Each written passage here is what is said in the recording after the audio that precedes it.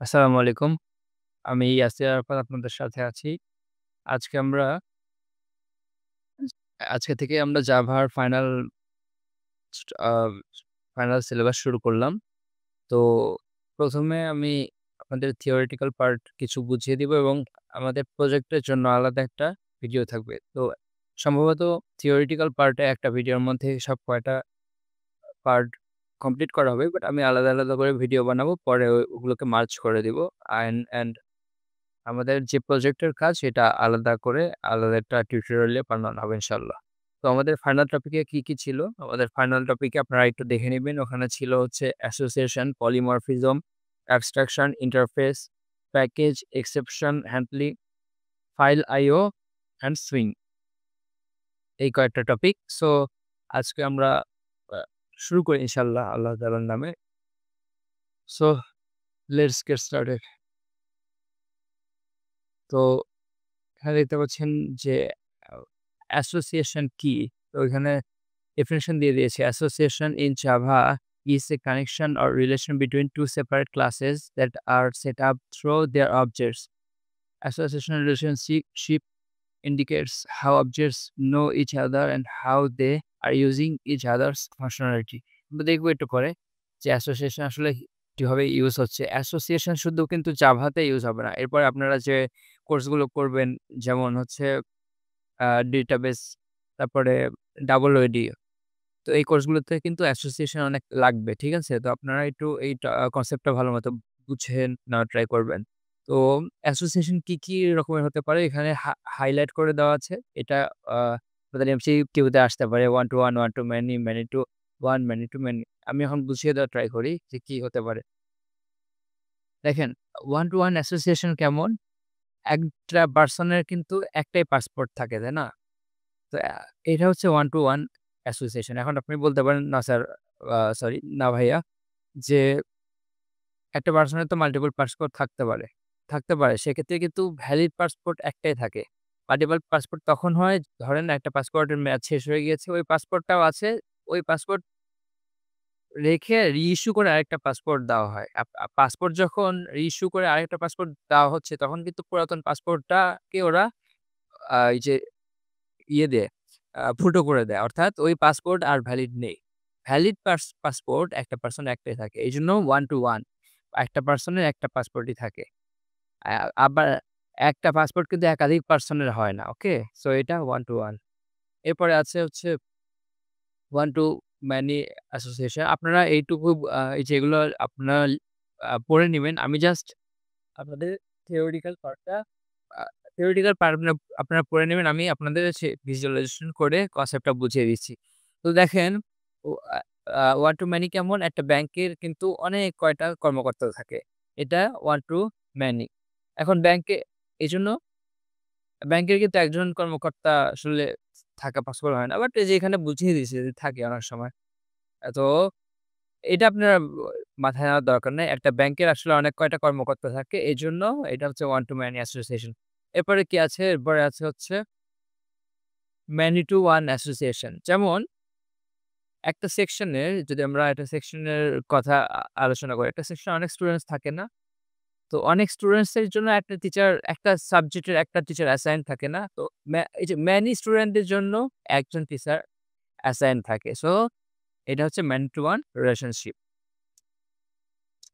তো এই তো অ্যাসোসিয়েশন স্লাইডটা আমাদের শেষ। এরপরে আমরা হচ্ছে আরেকটা বড় স্লাইড নিয়ে কথা বলব। সেটা হচ্ছে পরের টপিক লেকচার 7, ফাইনাল লেকচার 7, সেটা হচ্ছে পলিমরফিজম। ওকে। আচ্ছা, আমরা জাস্ট আগে একটু রিডিং করে নিই, দেন বুঝিয়ে দেওয়ার ট্রাই করছি। আমি ১ম মিডের কিন্তু ১ম লেকচারটা আমার ছিল আমার অবজেক্ট ওরিয়েন্টেড প্রোগ্রামে ৪ টা প্রিন্সিপালস নিয়ে। এগুলো কিন্তু জব ফিল্ডে অনেক কাজে লাগে। আপনাদের হচ্ছে ভাইবার সময় এই জিনিসগুলো অনেক ধরে। তো এই যে পলিমরফিজম নিয়ে এখন আমরা কথা বলব। অনেক বড় স্লাইড। তো এই কনসেপ্ট টা বুঝার ট্রাই করি। পলিমরফিজমটা কি? পলিমরফিজম যদি শর্ট ফর্ম এ বলি, এটা হচ্ছে এক কথায় একটা পারসনের অনেক রকম আচরণ। কেমন আচরণ? এই যে এখন দেখতে পাবো। এখানে লেখা আছে জিনিসটা। যে এই যে one name different forms। দেখি রিয়াল নেম এক্সাম্পল থেকে। এই যে এটা একটা পারসন, সাইজ বয়। তো এ হচ্ছে যখন শপিং মলে যায় সে কাস্টমারের মতো আচরণ করে। আবার যখন বাসে ওঠে তখন সে প্যাসেঞ্জারের মতো আচরণ করে। আবার যখন স্কুলে যায় তখন সে স্টুডেন্ট।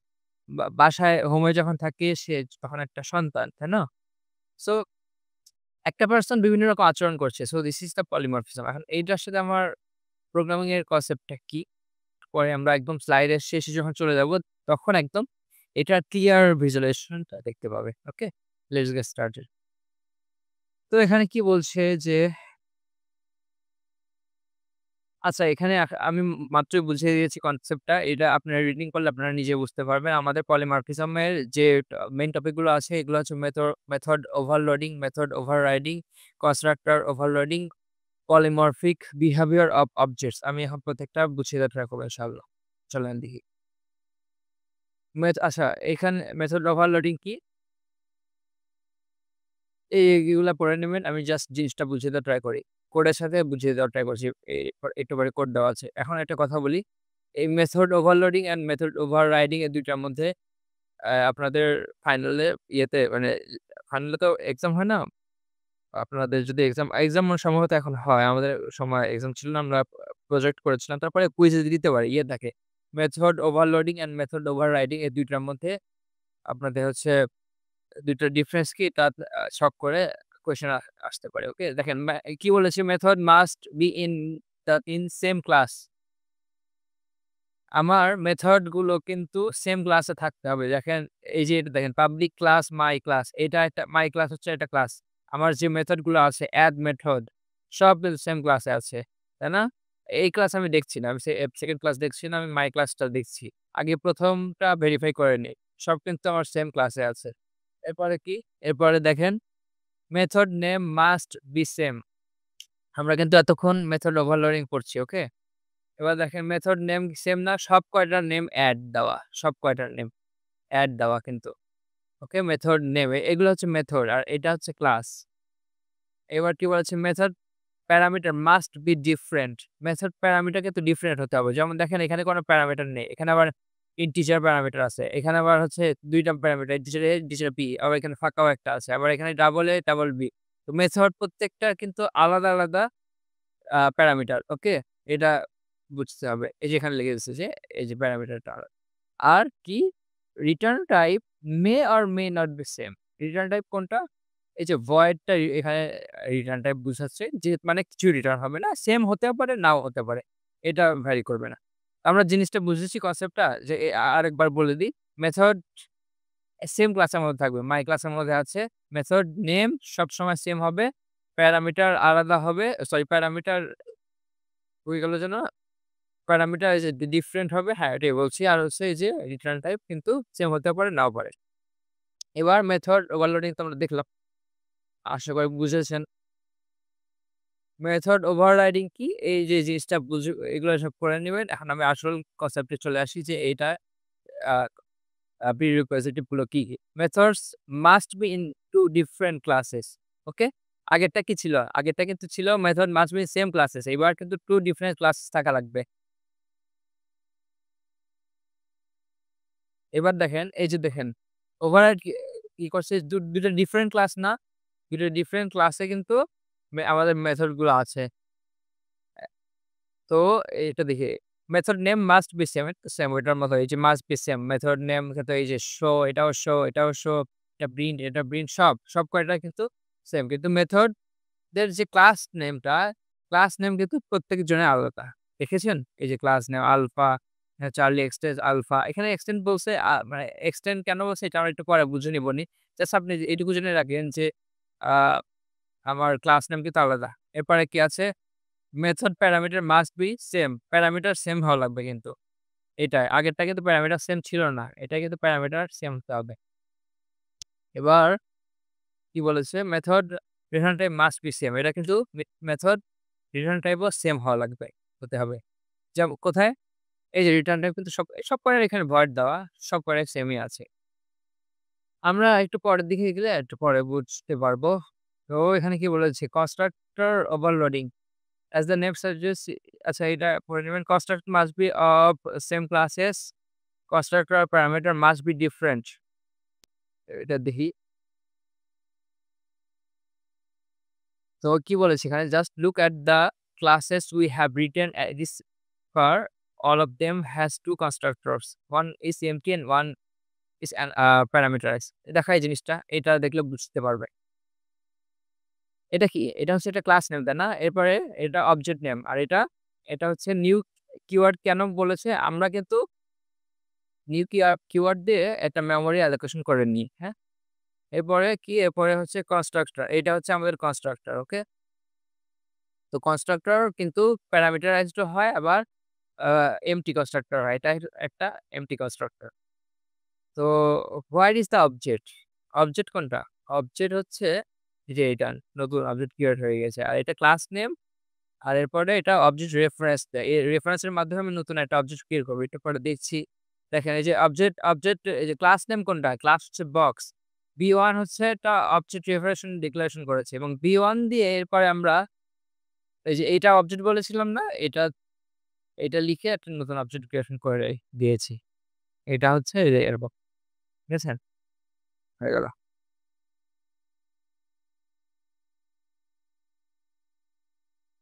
এবার দেখেন আমরা হচ্ছে এটা এই স্লাইডটা কোন স্লাইড পড়ছিলাম? Polymorphic behaviour of objects. আমরা এটা একদম শেষের স্লাইডে গিয়ে জিনিসটা বুঝতে পারবো। আ তারপরে এখানে হালকা, হালকা বুঝিয়ে দেওয়া আছে। একটা স্ট্রিং ক্লাস নিয়েছে।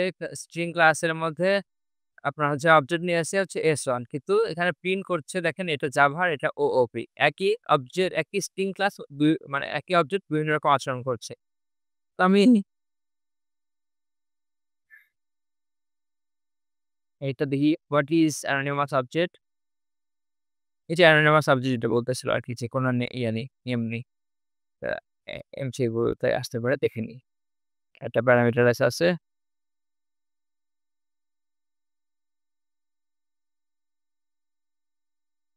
ও যেটা বলেছে যে এটা MCQ আসতে পারে যে অ্যানোনিমাস অবজেক্ট কখন ইউজ হয়? যখন একটা একবার দরকার হয় অবজেক্ট।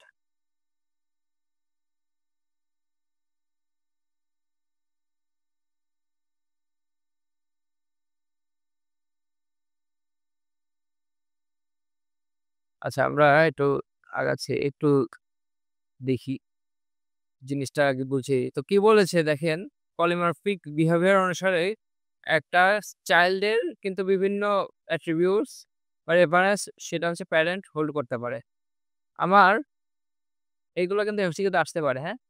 যে দেখেন প্যারেন্টের P1 এর কিন্তু সরি পারসন P1 এর নিউ এমপ্লয়ি ক্রিয়েট হবে। অর্থাৎ পারসন প্যারেন্টের এমপ্লয়ি আমি ক্রিয়েট করতে পারবো। কিন্তু এমপ্লয়ি চাইল্ডের কিন্তু পারসন ক্রিয়েট করতে পারবো না। মানে সন্তান থেকে কি বাবা হয়?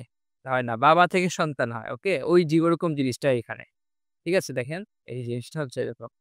এরা এরকম আ ইয়ে দিয়ে যে ২ টা ধরেন একটা এমসিকিউ দেওয়া থাকলো যে কোনটা সঠিক। তো এরকম দেওয়া থাকলো এটা আসতে পারে। ওকে? বুঝে নেবেন। এগুলো আলাদা করে হয়েছে এটা ইয়া এখন এখন যে আসল জিনিসে চলে আসলাম। আমাদের লাস্ট স্লাইড এটা সম্ভবত। এ যে একটা অবজেক্টের পলিমরফিক বিহেভিয়ার এটা কেমন? এই যে অ্যাকাউন্টস ক্লাস আছে, তাই না? অ্যাকাউন্টস ক্লাসের অ্যাকাউন্টস সেটা এখানে অবজেক্ট ক্রিয়েট করে নিছি নিউ অ্যাকাউন্ট। তো অ্যাকাউন্টের আবার বিভিন্ন রকমের অ্যাকাউন্ট আছে দেখেন।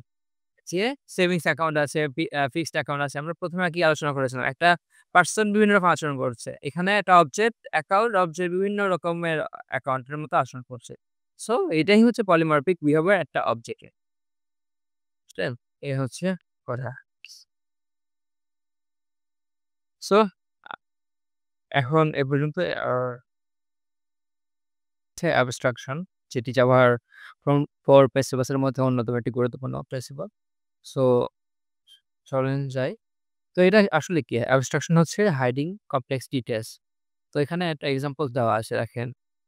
আমি যদি এটিএম মেশিনের এক্সাম্পলটা ধরি, এটিএম মেশিনের ভেতরে যন্ত্রপাতি আছে। এটা কি কাস্টমারের দেখার দরকার আছে? আপনি যখন এটিএম মেশিনে যান, আপনি কি ভেতরে যন্ত্রপাতি দেখতে পান? কোনো দরকার নেই। আমি জাস্ট বাহিরে একটা ফ্রেম দেখতে পাই। ফ্রেমে আমি পিন, পাসওয়ার্ড এগুলো দিয়ে টাকা উইথড্র করি। রাইট? সো দ্যাট আমার কিন্তু ভেতরের কিছু জিনিস জানার দরকার নেই, তাই না? ঠিক রিমোটের মতো দেখেন রিমোটের ভেতরে যে যন্ত্রপাতি আছে, আমরা কিন্তু এটা দেখছি না। বাহিরে জাস্ট কিছু বাটনস দেখছি। কোডের ক্ষেত্রে এটা কেমন? কোডে আপনার অনেক কমপ্লেক্স ডিটেইলস অনেক কিছু থাকবে। অনেক কিছু কোড করে রাখবেন। এগুলো আপনার কাস্টমারের তো জানার দরকার নেই, রাইট? আপনার কাস্টমার জাস্ট কি দেখতে পাবে? জাভাতে আপনারা যে কাজটা করবেন সে একটা ওয়েবসাইটে একটা বাটন দেখতে পাবে। একটা সে হচ্ছে টেক্সট ফিল্ড দেখতে পাবে। এগুলো দেখতে পাবে। ভেতরে আপনি কি কোড করেছেন এগুলো দেখার দরকার নেই। এগুলো হাইড করে রাখা লাগবে। এটাই হচ্ছে অ্যাবস্ট্রাকশন। এই যে এগুলো এখানে বলেছে। আচ্ছা, এখানে কি বলেছে? "We can hide the details of a class or a method." আমরা ক্লাস এবং মেথডের ডিটেইলস কিন্তু হাইড করে রাখতে পারি। যে হচ্ছে অ্যাবস্ট্রাক্ট ক্লাস, অ্যাবস্ট্রাক্ট মেথড দিয়ে। এগুলো আপনারা একটু দেখে নিবেন যে কিভাবে কি করতে হয়। অ্যাবস্ট্রাকশন এর জন্য আমার এই যে পাবলিক অ্যাবস্ট্রাক্ট ক্লাস দিয়ে এটা আসলে ডিক্লেয়ার করতে হয়। সো আমরা এই আগে হচ্ছে এখানে যে লেখাগুলো আছে এগুলো পড়ে নিব এবং এটার পরে যে এক্সাম্পলস গুলো আছে এর মাধ্যমে এই টেক্সট গুলো আমরা বুঝতে পারবো। ওকে? তো কি বলেছে? "An abstract method must be inside an abstract class." একটা abstract ক্লাসের মধ্যে একটা abstract মেথড থাকা লাগবে। আমরা তো জানি তাই না যে abstract ক্লাস মানে ক্লাস কি আর মেথড কি? এটা তো আমরা এটা মানে ১ম এগুলোতে দেখে এসেছি। এরপরে বলছে, "As an abstract class must have a child class." abstract ক্লাসে কিন্তু অবশ্যই একটা চাইল্ড ক্লাস থাকতে হবে। That child class should override implement all the abstract methods. কি বলেছে? এটা আমরা এক্সাম্পলস এর মাধ্যমে দেখে নিই। বলেছে যে, যেহেতু abstract ক্লাসের হচ্ছে একটা চাইল্ড ক্লাস থাকবে, সেহেতু অবশ্যই মানে আমার পিতার সব সম্পত্তি তো আমি পাবো, তাই না? আচ্ছা, আগে আমি এই কথাটা বুঝে নিই। abstract ক্লাসে যেহেতু একটা চাইল্ড ক্লাস থাকবে, abstract ক্লাসের হ্যাঁ, যে মেথড গুলো থাকবে সেগুলো কিন্তু চাইল্ড ক্লাসের অবশ্যই নিতে হবে। মানে ধরেন আমার আব্বুর একমাত্র সন্তান আমি, তাই না? তো আমার আব্বুর যত সম্পত্তি আছে এগুলো তো সব আমি পাবো। রাইট? সেম জিনিস। এই যে এটা আমি এক্সাম্পল এইটা দিয়ে দেখিয়ে দিই।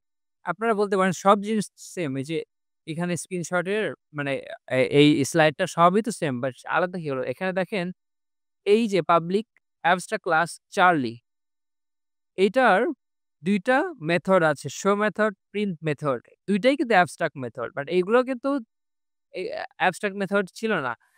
কি বলেছে যে যেটা অ্যাবস্ট্রাক্ট মেথড সেটা অবশ্যই চাইল্ড ক্লাসের অবশ্যই এটা ইনহেরিট করতেই হবে অর্থাৎ নিতেই হবে। দেখেন এখানে আ ব্রাভোর যে অ্যাবস্ট্রাক্ট মেথড শো ছিল এটা কিন্তু সে চা চাইল্ড মাই ব্রাভো এটা কিন্তু সে নিয়েছে। মানে এখানে ২ টা অ্যাবস্ট্রাক্ট মেথড আছে শো, প্রিন্ট কিন্তু জাস্ট নিয়েছে একটা শো যার ফলে এটা হবে না। এই স্ক্রিনশটটা হবে না। এখন আমার যদি আমি না নিতে চাই তখন আমার একটা বই আছে যেটা আগের সেশনে বলে দিয়েছে যে, "If it does not override implement one অথবা any of the abstract method, the child class will have to be declared as another abstract class." কি বলেছে? যদি আমি এখান থেকে সব না নিই, তাহলে আমার সব মেথড যদি না নিই, তাহলে আমি এটাকে আবার আলাদা একটা abstract ক্লাস হিসেবে আমি এটা ইমপ্লিমেন্ট করে দিব। এই যে এখানে লিখে দিচ্ছি, "Public abstract class my Charlie extend Charlie." ঠিক আছে? এই তো আমাদের অ্যাবস্ট্রাক্ট ছিল। আশা করি এটা বুঝেছেন। এবার আমরা পরবর্তী লেকচার স্লাইডে চলে যাব। আমরা এখন স্লাইড নাম্বার 8.2 নিয়ে কথা বলব। সেটা হচ্ছে ফাইনাল কিওয়ার্ড। এটা ফাইনাল কিওয়ার্ড আ কোথায় ইউজ হতে পারে? এটা অ্যাট্রিবিউটস এ ইউজ হতে পারে, মেথডস বা ক্লাস এ ইউজ হতে পারে। তো কিভাবে ইউজ হয় এটা দেখি। এটা আসলে এই স্লাইডটা মেইনলি আপনাদের আ এমসিকিউ এর জন্য আসতে পারে অ্যান্ড আ যে ব্রড কোয়েশ্চেন এখানেও আসতে পারে। তো দেখে আসি কি বলা আছে। কি বলেছে যে ফাইনাল অ্যাট্রিবিউটস আর ডিক্লেয়ার্ড ইউজিং এটা ফাইনাল কিওয়ার্ডদের ডিক্লেয়ার করতে হয়। অ্যান্ড এখানে আসলে এই যে জিনিসটা কি ফাইনাল জিনিসটা কি? আমরা নরমালি যে অ্যাট্রিবিউটস গুলো লিখি না এগুলো কিন্তু পরে আ আমরা যেকোনো আরেকটা মেথড দিয়ে আলাদা করে এটা আবার আপডেট করতে পারি।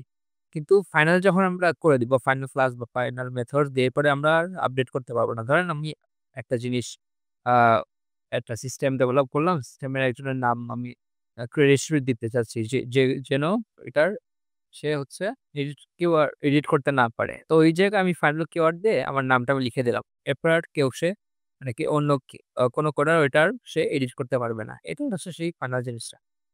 তো এখানে সেটাই বলেছে যে like constant variable it can be initialised by only once just একবার ওয়ান্স এটা হচ্ছে ডিক্লেয়ার করা যায়। তো আ এখানে দেখে আসি যে there are two approaches to initialize a final attribute during declaration inside construct কনস্ট্রাক্টরের মধ্যে আমরা ফাইনাল কিওয়ার্ড দিয়ে এটা আমরা ডিক্লেয়ার করে দিতে পারি। তো ওকে, এবার দেখি আচ্ছা এখানে কি বলেছে? এই এখানে বলেছে কিভাবে ডিক্লেয়ার করতে পারবেন। Final methods are like regular method but they can not be overridden. এটা আসলে ফাইনাল মেথডকে তো ওভাররাইড করা যায় না। The difference between an abstract method and a final method is that an abstract method must be overridden. Abstract মেথডকে তো override করতে হয়। Final method override করা যায় না। এগুলা কিন্তু এই ডিফারেন্সটা আসবে এমসিকিউ তে অথবা আপনার ব্রড কোয়েশ্চেন আসবে। ওকে কি বলেছে? ইট ইস নট এটা পড়ে নিবেন। এটা বুঝার কিছু নেই। এই বছরে ফাইনাল ক্লাস। ফাইনাল ক্লাস কি? ফাইনাল ক্লাসও একই কথা। ফাইনাল আ ওই যে ফাইনাল ইয়ের মতোই মেথডস এর মতোই এখানে পড়ে নিবে। একই কথায় যেখানে কি বলেছে হ্যাঁ। তো এই যে এখানে কি সামারিটা করে দিয়েছে এটা আপনারা দেখে নিবেন। এই, এই ছকটা দেখে নিবেন এটা কিন্তু অবশ্যই আসতে পারে। আমাদের সময় এসেছিল। ঠিক আছে? ওকে। সো এখন আমরা ইন্টারফেস সম্পর্কে একটু আলোচনা করব। বেসিক্যালি হচ্ছে এটা প্রজেক্টেও লাগে সাথে এমসিকিউ তে আসে। তো আমরা দেখি এখানে কি বলা আছে। Interface is like just an abstract class but it does not have any regular method or a non-abstract method in it. এখানে কোনো মেথডস থাকে না। এটা ফাঁকা আ ক্লাস থাকে। আর দেখাবো আমি শেষে গিয়ে এক্সাম্পলস। আগে আমরা এমসিকিউ এর পড়াটা পড়ে আসি। আর প্রজেক্টে এটা কোন কাজে লাগে এটা আমরা একটু পরে দেখাচ্ছি। Cannot create an object of an interface but we can take object reference. Reference নিতে হয়, হ্যাঁ? রেফারেন্স নিয়ে আমরা আপনাদের আচ্ছা এটা একটু বুঝিয়ে দিই। এই যে একটা ইন্টারফেস আমরা ক্রিয়েট করে রেখেছি এখানে দেখেছেন? এই যে এটা হচ্ছে একটা ইন্টারফেস। তো এইখানে কিন্তু কোনো আমরা মেথড ভেতরে কিন্তু ফাঁকা রেখেছি। কিছু একটা ইয়ে করি নাই। এখন এই যে মেক সাউন্ড করছে কে কিরকম সাউন্ড করছে আমরা ২ টা ক্লাস করেছি। একটা ডগ একটা হচ্ছে ক্যাট। এবং আমরা রেফারেন্স নিয়েছি এই যে অবজেক্ট রেফারেন্স ইমপ্লিমেন্টস অ্যানিমাল। অ্যানিমালটা হচ্ছে সেই ইন্টারফেস ছিল। তো এখন এটা ডগ বার্ক সাউন্ড করছে আমরা এর মধ্যে বার্ক সাউন্ড দিয়ে দিয়েছি। ডগ হচ্ছে ক্যাট মিউ সাউন্ড করছে এর মধ্যে আমরা মিউ সাউন্ড দিয়ে দিচ্ছি। কিন্তু এখানে কিন্তু ফাঁকা রেখেছি। তো আমরা এখানে রেফারেন্স নিয়ে এই কাজগুলো করছি আমরা। প্রজেক্টেও কিন্তু এগুলো লাগে। যেমন দেখেন এটা বিশাল বড় একটা লাইন অফ কোড এগুলা আপাতত এখন বুঝবেন না। আমি তো জাস্ট আপাতত আ জাস্ট আপনাদের রিটেন পার্ট বা এমসিকিউ পার্টের যে ফাইনালের স্লাইড গুলো বানাচ্ছি আমি প্রজেক্টের আলাদা একটা ভিডিও বানাবো। তো দেখেন এখানে আমি যে ইমপ্লিমেন্টস অ্যাকশন লিসেনার দিয়ে দিয়েছি। এই অ্যাকশন লিসেনার কি? অ্যাকশন লিসেনার এর মধ্যে একটা এই যে এই জাভা প্যাকেজের মধ্যে একটা কোনো একটা আপনার একটা বাটনের কাজ আরকি। এই যে এটা ইমপ্লিমেন্টস করে দিয়েছি। এটা কিন্তু বাই ডিফল্ট।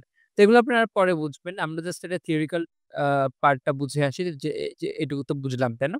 এখন আমরা এখানে যাই। স্লাইডে কি বলেছে?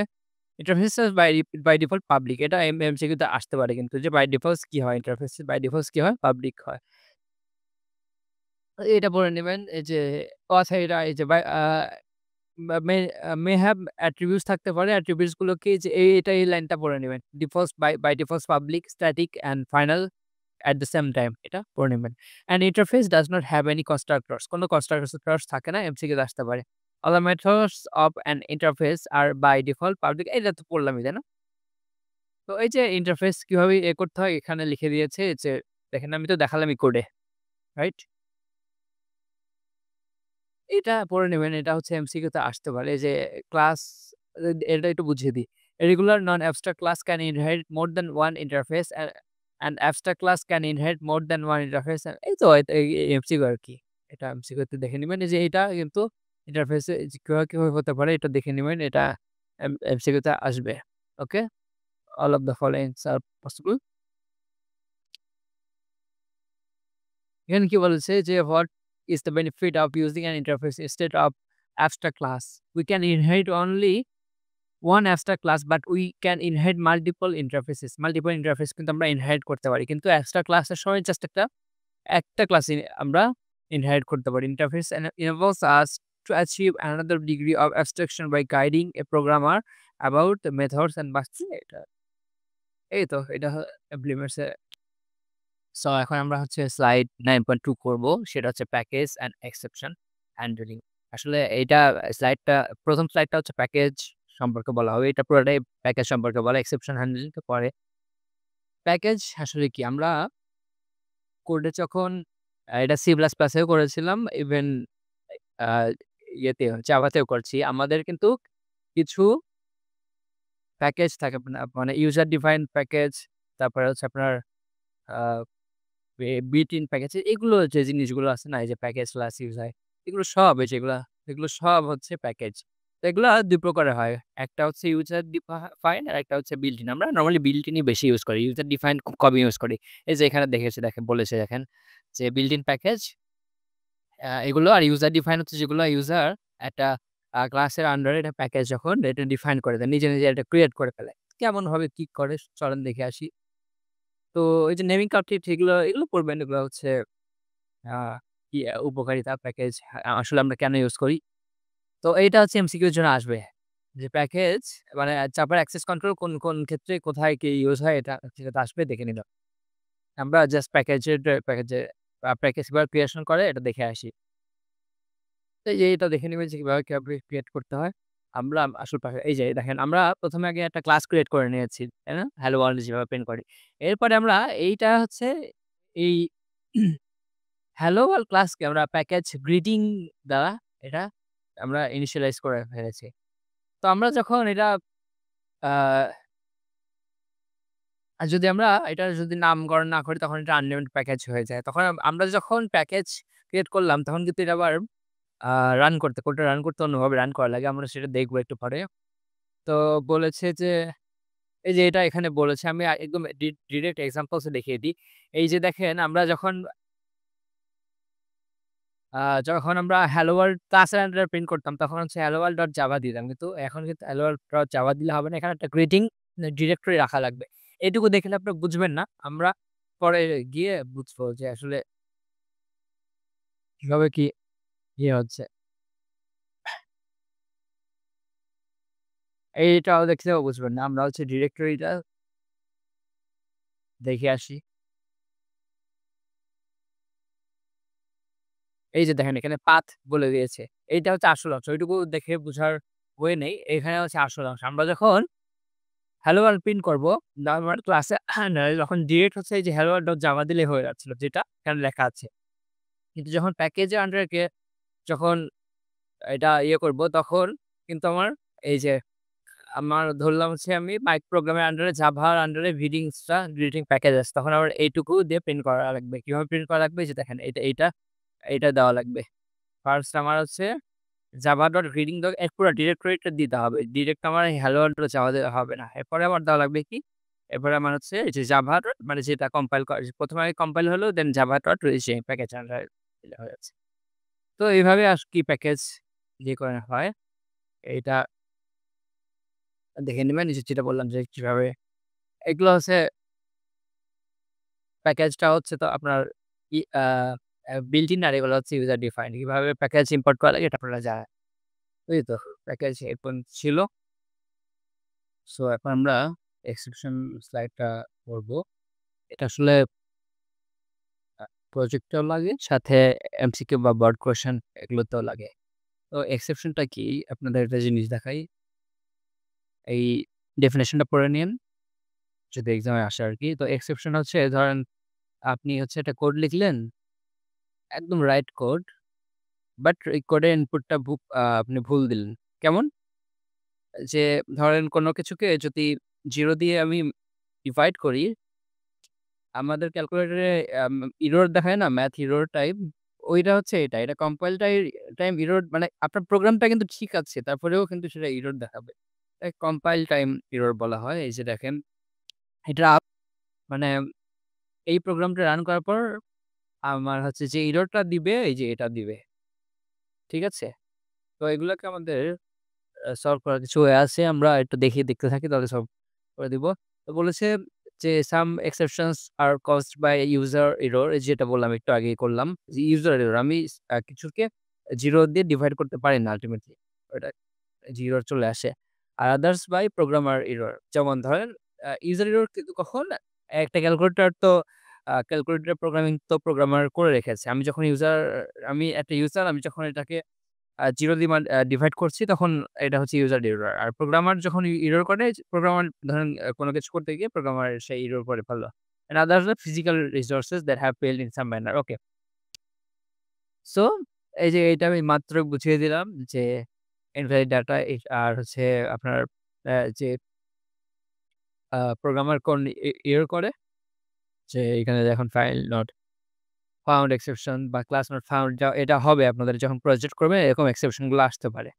নেটওয়ার্ক কানেকশন, জেভিএম এগুলো আসলে হয়। তো আমরা দেখি তো এক্সেপশন কিভাবে হ্যান্ডেল করা লাগে, এটা আমরা একটু পরে দেখতেছি। তো এখানে কি বলছে এটা একটু পড়ে নেবেন। মোর অ্যাবাউট এক্সেপশন এমসিকিউ এর জন্য ইম্পর্টেন্ট। তো এই যে এক্সেপশন কি থ্রোয়েবল এরর রিলেটেড টু কিরকম টাইপ এটা দেখে নেবেন কত প্রকার টাইপ। আচ্ছা, what's the difference between error and exception? An error is a subclass of throwable that indicates serious problems that a reasonable application should not try to catch. যেটা বললাম যে আপনি ধরেন একটা এরর চলে আসলো, ওইটা কি? ওইটা আসলে একটা ওই যে বলে না ৪০৪ নট ফাউন্ড এরকম দেখায় না? এই যে এখানে বলেছে যে আউট অফ মেমোরি, এটা আসলে আপনি ক্যাচ করতেই যাবেন না। মানে আ এটার সলভ করার ওয়ে থাকে না আল্টিমেটলি। এই যে একটা ধরেন ওয়েবসাইটে অনেক বেশি চাপ পড়ে গিয়েছে না? তখন এই সলভ করার কোনো ওয়ে থাকে? এটা একমাত্র ওয়ে আপনার এটা ফিজিক্যাল যে মেমোরিটা এটা বাড়ানো। তো এটা এই এরর আসলে কাইন্ডস অফ সলভ করার কোনো ওয়ে থাকে না। এক্সেপশনটা কি? এক্সেপশন আপনি সলভ করতে পারবেন। ওইটাকে যখন আপনি ট্রাই ক্যাচ ব্লক দিয়ে দিবেন তখন এটা সলভ হয়ে যাবে। আমরা দেখব একটু পরে। এই ডিভাইড বাই 0 ইভেন এইটা যদি ইউজার যদি ডিভাইড বাই 0 না দেয় এক্সেপশন আসবেই না। রাইট? সো ২ টার মধ্যে ডিফারেন্স এরকম। এই যে পয়েন্টগুলো আপনারা লিখে রাখবেন, এটা হয়তোবা ডিফারেন্স আসতে পারে ২ মার্কসের জন্য।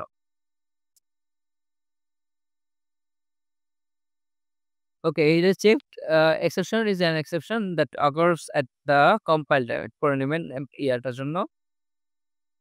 এক্সেপশন আচ্ছা, এই যে এখানে কিন্তু এমসিকিউ এর জন্য হাইলাইট করাই আছে। দেখেছেন? রানটাইম এক্সেপশনটা কি? রানটাইম এক্সেপশনটা হচ্ছে যখন রান করব তখন কি ওই এক্সেপশনটা আসে। যেমন এই যে অ্যারিথমেটিক এক্সপ্রেশনটা 0 দিয়ে ডিভাইড করা ওইটা আরকি করে নিবেন।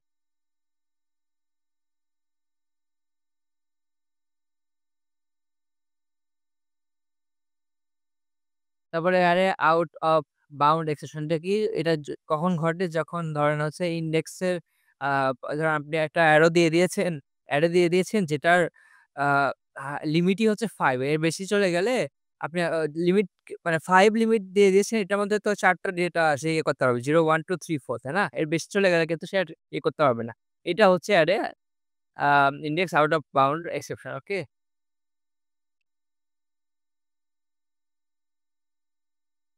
আচ্ছা, এরপরে অ্যারিথমেটিকটা কি? যে 0 দিয়ে করলে যেটা হয়। নাল পয়েন্টার কি? আ যখন নাল ভ্যালু থাকে ওরকম। ইনপুটের অ্যাসাম্পশন কি? যখন ধরেন হচ্ছে একটা নাম্বারের জায়গায় আপনি ABCD দিয়ে দিলেন এরকম। তারপরে নাম্বার ফরমেশন কি? ওই যে ওই ইয়াটা স্ট্রিং দিয়ে দিলেন আরকি। আচ্ছা, এক্সেপশন হ্যান্ডলিং কি? আচ্ছা, অ্যাডভান্টেজটা পড়ে নিবেন। ইউজার ডিফাইন্ড এক্সেপশন হয়, আবার আ আপনার হচ্ছে অটোমেটেড এক্সেপশন গুলো আছে। আপনি তো সব প্রবলেমের তো সলভ আপনি নিজে করতে পারবেন না। তো এই অটোমেটেড কিছু এক্সেপশন আছে। এটা হচ্ছে যে আমরা যখন জাভাতে বা ধরেন সি প্লাস প্লাসে আমি যখন ইম্পোর্ট করব না? ইম্পোর্ট মানে হচ্ছে লাইব্রেরি করে ইম্পোর্ট করে নেব। এখানে এক্সেপশন এর অটোমেটেড কিছু চলে আসবে। তো এই how to define user define exception. আমরা এখানে না ইয়ে করে একদম কোডে চলে যাই। কিভাবে এক্সেপশন করতে হয়? ২ টা ব্লক রাখা লাগে।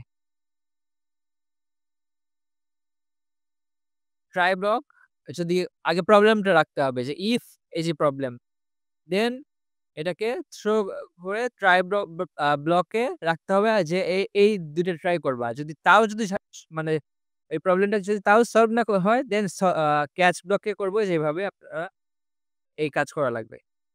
এই যে দেখেন এখানে ডিটেইলসটা দেওয়া আছে যে Java has 5 keywords for exception handling. Try. Program statement that you want to monitor for exceptions are contained within a try block.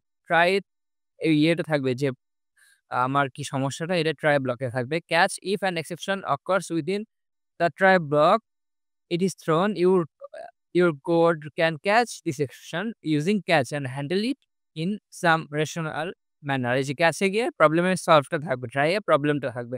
Finally, any code that absolutely must be executed after a try block completes is put in a finally block. তো বলছে এই catch ব্লকের পরে finally block দেওয়া যায়। আসলে try ক্যাচই আমরা দিই, ফাইনালি নরমালি দিই না। To manually throw an exception, use the keyword throw. Throws an exception that is thrown out of method must be specified as such by throws clause. আমরা এখানে না দেখে কোডে গিয়ে দেখাই যে এখানে সিনট্যাক্স গুলো দিয়ে দিয়েছে। দেখে নেবেন, কোডটা দেখায় আপনাকে। কি বলেছে এখানে? এই যে এটা হচ্ছে আপনার কোডটা, এগুলো কিন্তু প্রজেক্টে লাগবে। আপনার ট্রাই ক্যাচ ব্লকে আ এক্সেপশন হ্যান্ডলিং করার জন্য এগুলো লাগবে। আমি আমার প্রজেক্টের পার্ট দেখাই, কিছু একটা কোডের পার্ট দেখাই। তাহলে আপনি বুঝবেন যে উম দেখাই।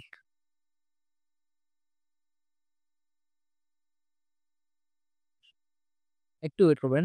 এই যে এখানে বলেছে দেখেছেন? যে যদি এইটা হয়, যদি ইউজার এমপ্টি হয় অথবা যদি পাসওয়ার্ড এমপ্টি হয়, এটা হচ্ছে একটা লগইন পেজ। তখন এখানে কিন্তু অনেক কয়টা এক্সেপশন থাকবে। তখন আমার আ ১ম এ আগে একটা মেসেজ দিয়ে দিবে যে, "প্লিজ ফিল আপ" এই যে message, show message dialog. Fill up something message দেওয়া আছে। আর আর যদি আ দেন এলস এ হয় এই মেসেজ দিবে, না হয় এখানে হচ্ছে ট্রাই ক্যাচ সে ট্রাই করতে থাকবে যে ম্যাচ ইউজার ট্রাই করতে থাকবে। ঠিক আছে? এলস এই যে ট্রাই এগুলা ইয়ে করতে থাকবে। এরকম এক্সেপশন দিয়ে দিছি। Try catch. ওকে? এইভাবে এক্সেপশনটা দিতে হয়। অনেক বড় লাইনের কোড একটা লগইন পেজ বানাইতে দেখেছে এই যে আরো অনেক বড় কোড হয় আরকি যখন আপনারা একটা পেজ বানাতে চান। এই হচ্ছে একটা প্রজেক্টের আরকি আমরা প্রজেক্ট সম্পর্কে আ আমার হচ্ছে প্রজেক্টের ভিডিওতে আমরা আলোচনা করব। আমরা মাত্র এখন হচ্ছে থিওরি ভিডিও নিয়ে আলোচনা করছি। সো এটা গেল। আমরা তো দেখালাম, তাই না? সিনট্যাক্স অফ থ্রো এই তো দেখাইলামই। তো এটা হচ্ছে এক্সেপশনের স্লাইডটা ছিল। আ ফাইল ইন IO এই স্লাইডটা পড়বো। অপারেশনস আসলে এটা কোথায় লাগে? আপনাদের শর্টে জিনিস দেখিয়ে দিই। এই জিনিসটা হচ্ছে কাইরসফটওয়্যারটা হচ্ছে প্লাগইন টাইপ। এই যে দেখেন আমরা import java.io এটা করেছি না? এর মাধ্যমে অনেক কিছু কিন্তু এখানে লাইব্রেরির মতো ইম্পোর্ট হয়ে গিয়েছে। এটা হচ্ছে প্রজেক্ট আরকি। আমার প্রজেক্টের লগইন পেজটা। তো এটা আরকি প্রজেক্টে লাগে। তো কি বলেছে যে এই যে the file class from Java IO package allows us to work with files. Files এর মাধ্যমে কাজ করতে হয়। কারণ কি? আপনারা যখন প্রজেক্ট বানাবেন তখন কিন্তু আপনাদের বিভিন্ন ফাইল ক্রিয়েট করতে হয়। ফাইলের যে লোকেশন ডিরেক্টরি এগুলো নিয়ে কাজ করতে হয়। এখানে লোকেশনগুলো দিতে হয়। তো এই জিনিসটাই এই স্লাইডে আলোচনা করা হয় আরকি। কারণ হচ্ছে আপনাদের প্যাকেজ আকারে আলাদা করে সুন্দর করে প্রজেক্টটা রেডি করতে হয়। তো কি বলেছে? To use the file class, create an object of the class and specify the file name or directory name. একটু আগে যেটা বললাম যে import java.io ওই যে ইম্পোর্ট করে নিলাম। দেন হচ্ছে ফাইল দিয়ে নিউ ফাইল অবজেক্ট ক্রিয়েট করতে হয়। এগুলো সেই মেথড গুলো। আমি যা ওটা ইম্পোর্ট করলাম যার ফলে আমি এই মেথড গুলো পেয়ে গেলাম। এগুলো আপনারা দেখে নিবেন, মেথড গুলো আপনারা বুঝবেন। আর এই যে বলেছে টু ক্রিয়েট এ এগুলা ওয়েটা দেখিয়ে দিবেন। আমার মেইনলি ইম্পোর্ট করলেই কাজ হয়ে যায় আরকি। আর যেখানে লাগে সব তো আর আপনি আপনার প্রজেক্টের বিভিন্ন রকমের আ যে অপশনস গুলো থাকবে এগুলো তো আমার প্রজেক্টে নাও থাকতে পারে, নাকি? তো আপনি সেই অনুসারে Google থেকে সার্চ করে নেবেন file.io আপনারা কি জিনিস ইম্পোর্ট করে নেয় সেই অনুসারে আপনি ওখানে আ ইউজ করবেন সেটা। যেমন এই যে get name তারপরে হচ্ছে set method, get method এগুলা কিন্তু আপনাদের লাগবে। এই যে দেখেন my ফাইল এখানে যে ডিরেক্টরিটা দিয়ে দিয়েছে।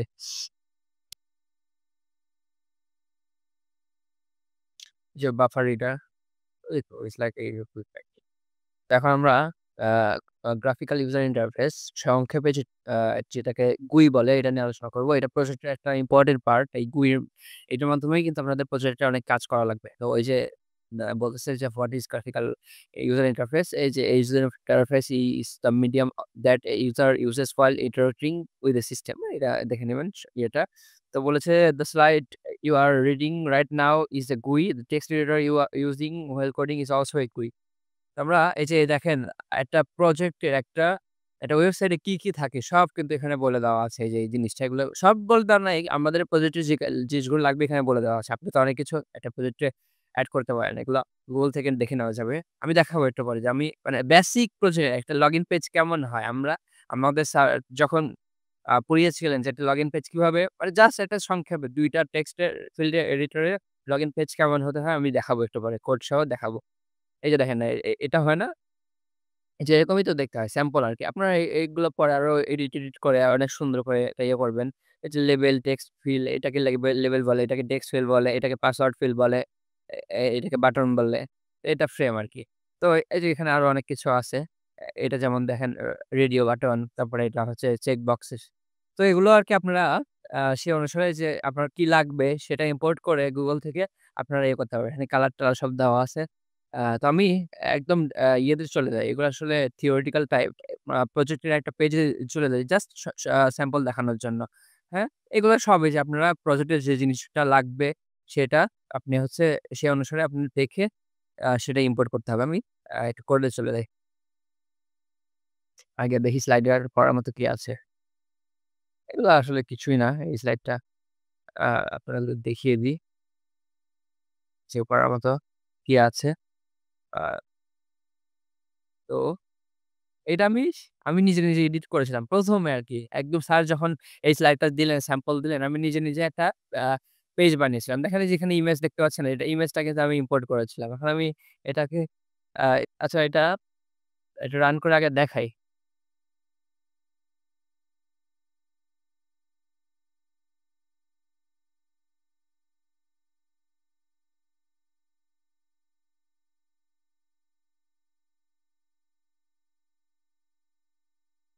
দেখেন খুবই বেসিক একটা পেজ। এই যে দেখেন, এখানে কিছুই হবে না। ক্লিক করলে কিছুই হবে না। এগুলা যখন আপনারা প্রজেক্ট করবেন, যখন অ্যাকশন লিসেনার দিয়ে অন্য ফাইলের সাথে আ এড করবেন, সার্ভারের সাথে এড করবেন। সার্ভার মানে হচ্ছে আপনার টেক্সট ফিল্ড আরকি ওই যে ইয়েটা।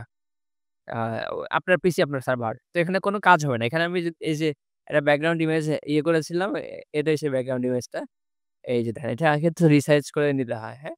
এখানে এখন আমি আপনাকে দেখাই মাই পোর্টাল জাভা এটা আমি দেখাই যে আসলে আমি কি করেছিলাম। এই যে একটু আগে বললাম না যে ফ্রেম-ট্রেম এগুলো সব ইম্পোর্ট করতে হয়। দেন এটা নতুন করে ক্লাস ক্রিয়েট করতে হয়, নেম দিতে হয়, টেক্সট ফিল্ড এই যে এখানে বাউন্ড গুলো সেট করতে হয়। যে আপনি ধরেন এই যে বাউন্ড গুলো আছে এগুলো আমি ইন ডিটেইলস প্রজেক্টের যে স্লাইড থাকবে মানে প্রজেক্টে যখন ভিডিও বানাবো ওখানে দেখিয়ে দিব যে ডানে বামে উপর নিচে এটা হচ্ছে আপনার বাউন্ডারির সেই রেশিওটা। এই যে বলে না axis, x axis, y axis এই অ্যাক্সিসটা।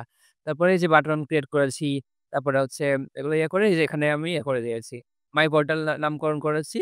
আর এটা হচ্ছে আপনার স্টার্ট বাটন দিয়ে আলাদা করে একটা স্টার্ট বাটন দিয়ে আমি এটা হচ্ছে এই যে এই আ মেইন ভার্শনটাকে মাই পোর্টালটাকে আমি কল করে দিয়েছি। যেটা আমি সিএমডি দিয়ে ইয়ে করার ফলে এই যে এটা চলে আসে। ঠিক আছে? তো end of our theoretical part, we'll discuss our project part ইনশাআল্লাহ in next slide. Next slide না আসলে নেক্সট ভিডিওতে একটা লং ভিডিও থাকবে ওখানে ইনশাআল্লাহ ওখানে আমরা আলোচনা করব। সো সে পর্যন্ত ভালো থাকবেন। আশা করছি আপনার theoretical part আ মোটামুটি ভালো হবে ইনশাআল্লাহ। তারপরে যদি কোন কোয়েশ্চেন থাকে আপনারা চাইলে এআইবির মানে এসইএস এর মাধ্যমে আমাকে ইনবক্স করতে পারেন। আর যদি আমি Facebook এ পোস্ট দিই তাহলে আইডি তো দেখতে পাবেনই। তো আর যদি কোন সমস্যা থাকে যে এখানে আমার সমস্যা ছিল বা আমার আ পড়ানোতে কোনো হয়তোবা ভুল থাকতেই পারে। মানুষ মাত্রই ভুল হয়। যদি এরকম ভুল থাকে তাহলে অবশ্যই আমাকে মাফ করে দিবেন। থ্যাংকস আ লট। দেখা হবে ইনশাআল্লাহ। আসসালামু আলাইকুম ওয়া রাহমাতুল্লাহ।